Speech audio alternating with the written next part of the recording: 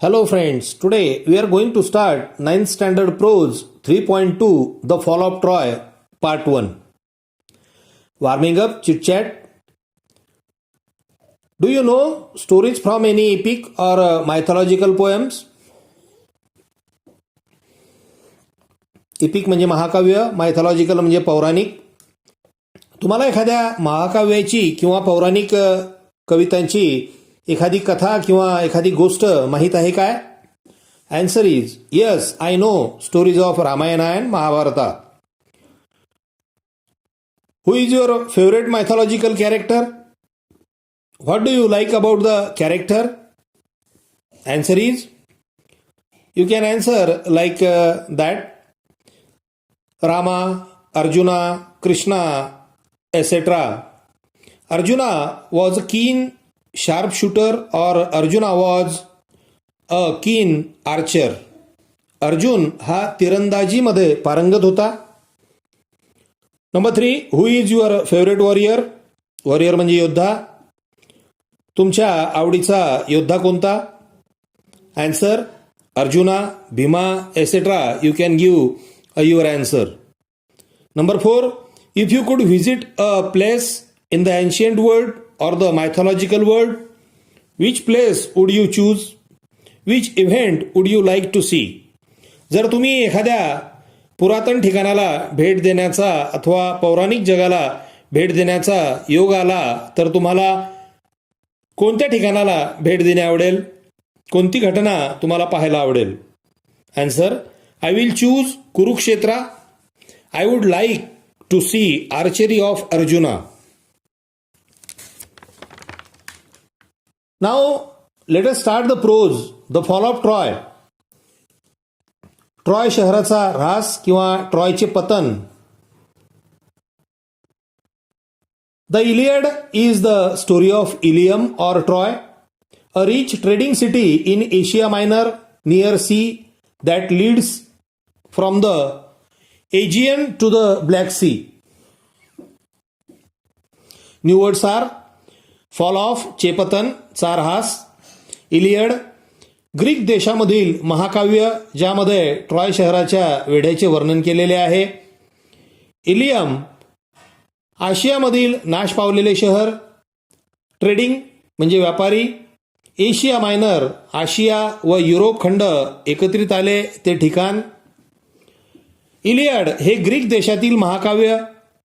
यामध्ये इलियम जे आशिया खंडातील नाश पावलेले शहर आहे किंवा ट्रॉय नावाचे ग्रीक देशामधील शहर जे नाश पावले आहे त्याचे संबंधीची गोष्ट किंवा त्याचे संबंधीची कथा अथवा माहिती या इलियडमधून दिलेली आहे. आशिया व युरोप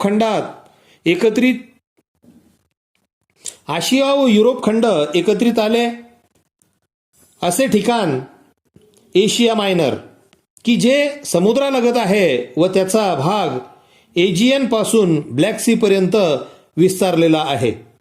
अशा या ठिकाणी असलेले ट्रॉय नावाचे शहर की जे त्या काळामध्ये व्यापारी शहर म्हणून प्रसिद्ध होते त्याच्या संबंधीची माहिती आपल्याला या पाठामध्ये अभ्यासायची आहे. It was well situated both for commerce and agriculture. In front of the city was the sea over which sailed the ships of Troy carrying goods and grains. New words are situated, वसलेले असणे, commerce वाणिज्य, agriculture शेती, in front of च्या समोर, sale the ship जहाज वल्लवणे, carry वाहून नेणे, goods म्हणजे माल, ग्रेन म्हणजे धान्य. ट्रॉय हे अगदी समृद्ध शहर, अगदी व्यवस्थित वसलेले, व्यापार व शेती यांनी समृद्ध असे शहर. शहराच्या समोरच्या बाजूला दूरपर्यंत पसरलेला समुद्र ज्यावर ट्रॉय शहरातील जहाजांवर माल व अन्नधान्याची ने-आण केली जायची. At the black rose the high peak of mount Ida from which flowed many rivers and stream. High peak म्हणजे उंच शिखर, फ्लो म्हणजे वाहने, रिव्हर्स म्हणजे नद्या, स्ट्रीम म्हणजे झरे. शहराच्या मागच्या बाजूला माउंट इडा नावाचे उंच शिखर ज्या शिखरामधून अनेक नद्या व झऱ्यांचा उगम झालेला होता.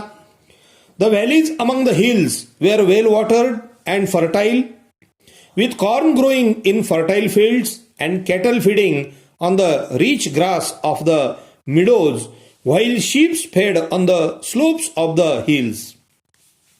Among च्या मध्यभागी वेलवॉटर पाण्याने परिपूर्ण असलेले, फर्टाईल सुपीक, कॅटल फिडिंग गुरेढोरे चरणे, मिडो म्हणजे कुरण, त्या ठिकाणच्या दऱ्या पाण्याने परिपूर्ण भरलेल्या होत्या, सुपीक होत्या. त्या सुपीक दऱ्यांमधून अन्नधान्याचे उत्पादन घेतले जात होते.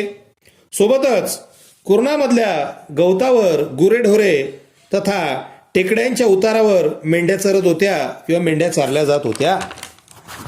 Round their city the Trojan had built a strong wall so that no enemy should attack them from the sea. The wall was so broad that people could stand and sit and walk on it. Trojans म्हणजे Troy शहरातील नागरिक, built म्हणजे बांधणे, enemy म्हणजे शत्रू, attack म्हणजे आक्रमण, broad म्हणजे जाड किंवा रुंद. ट्रॉय या शहराला, या शहरातील नागरिक ज्यांना ट्रॉजन्स म्हटले गेले, त्यांनी संपूर्ण शहराभोवती एक मजबूत भिंत बांधलेली होती. त्यामुळे समुद्राकडून कोणताही शत्रू ट्रॉय या शहरावर हल्ला करू शकत नव्हता. ती भिंत इतकी जाड किंवा रुंद होती की हे लोक त्या भिंतीवर चालू शकत होते, बसू शकत होते, त्या भिंतीवर सहज रीतीने ये जा करू शकत होते.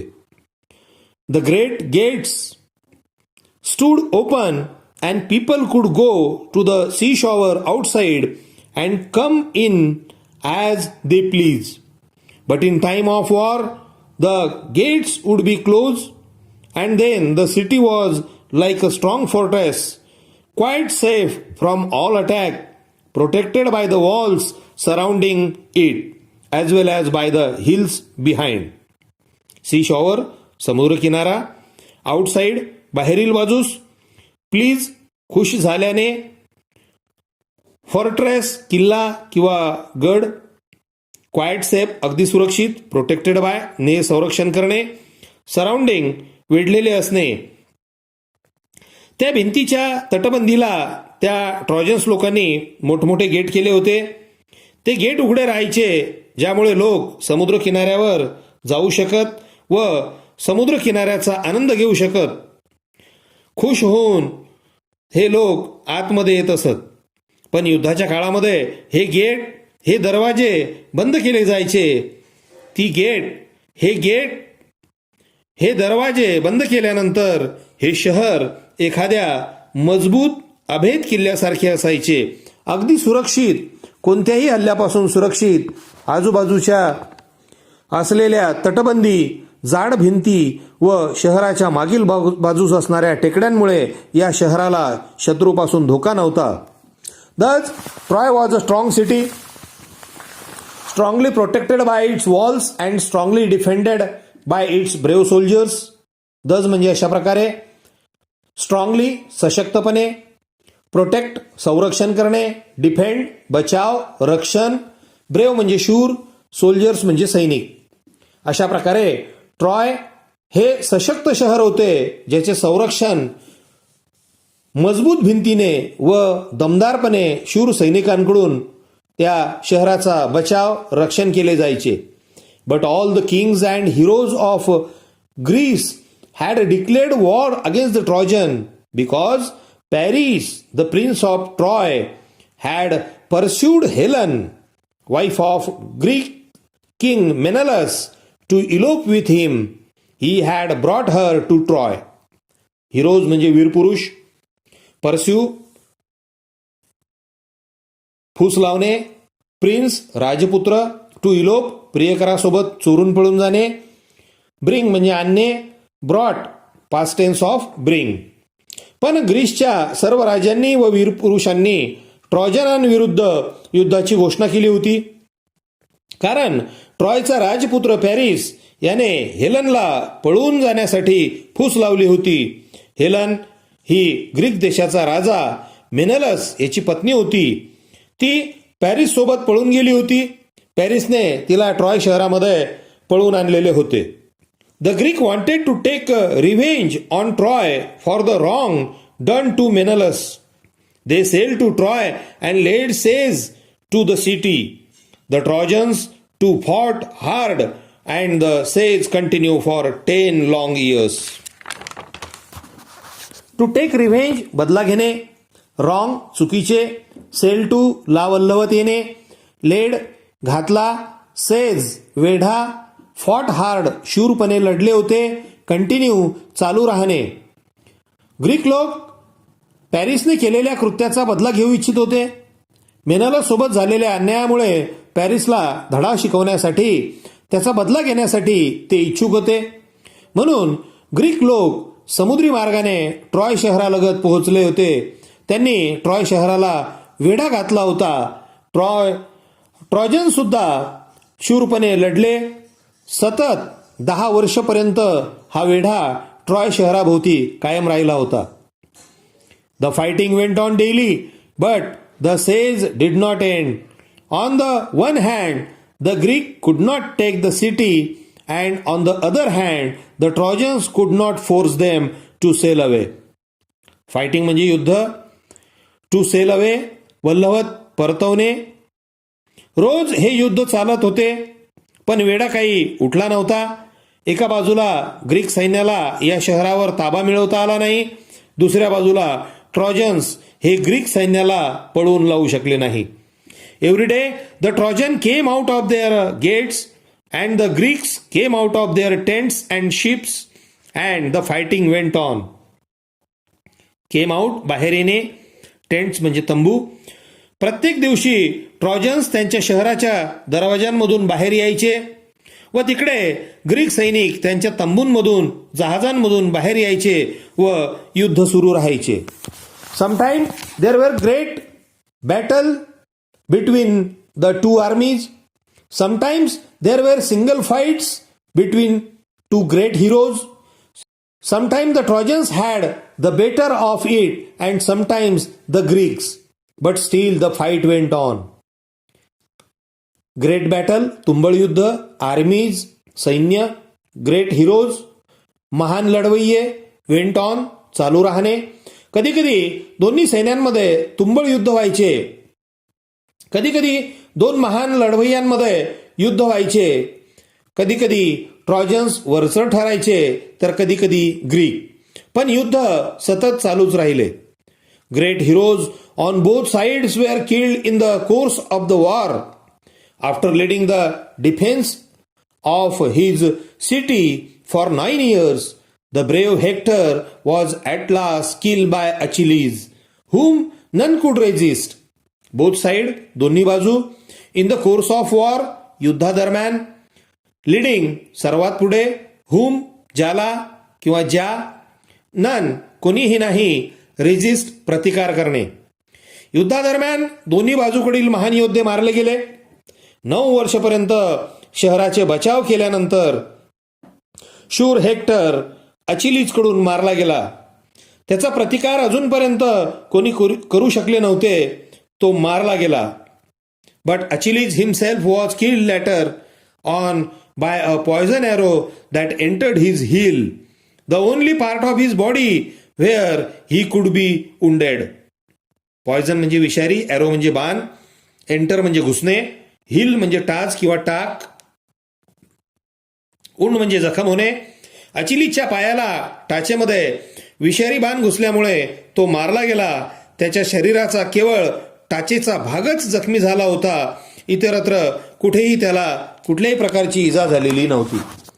Steel later Paris himself was killed also by a poison arrow. The Trojans were tired of being shut up in their city and the Greeks were longing to see their homes again. But still the fighting went on. Tired of ने थकणे, shut up बंद करून ठेवणे, लॉंगिंग to उत्कंठा किंवा उत्कट इच्छा. नंतर पॅरिस सुद्धा एका विषारी बाणाने मारला गेला. ट्रॉय शहराचे रहिवासी ट्रॉजन्स सुद्धा इतका काळ बंदिस्त राहिल्याने कंटाळले होते. ग्रीक सैनिक सुद्धा घरी परतण्यासाठी अतिशय इच्छुक होते. पण असे असले तरी सुद्धा युद्ध सुरूच होते. मित्रांनो, अशा पद्धतीने the fall of Troy part 1 हा भाग मी आपणास समजून सांगण्याचा प्रयत्न केला आहे. पुढच्या भागामध्ये आपण या पाठाची इंग्लिश वर्कशॉप ॲक्टिव्हिटी सोडवणार आहोत. हा व्हिडिओ आपणास आवडला असेल तर लाईक करा, मित्रांना शेअर करा. अजूनपर्यंत आपण माझ्या चॅनेलला सबस्क्राईब केले नसेल तर सबस्क्राईब करा. थँक्यू.